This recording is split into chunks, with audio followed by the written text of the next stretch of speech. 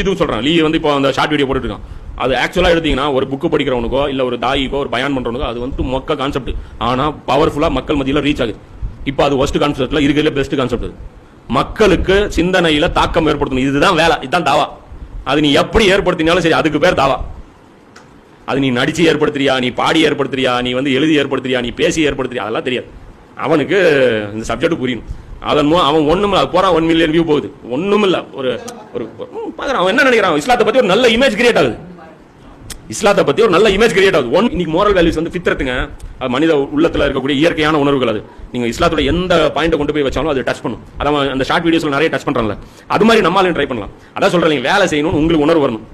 நம்ம வேலை செய்யாம இருக்கிறவங்க அந்த குற்ற உணர்ச்சி வரணும். அது ரெண்டும் வரும்போது என்ன வேலைன்னு தெரியாம ஒரு கொஞ்சம் மாசம் எல்லாம் அலைய விடுவான்.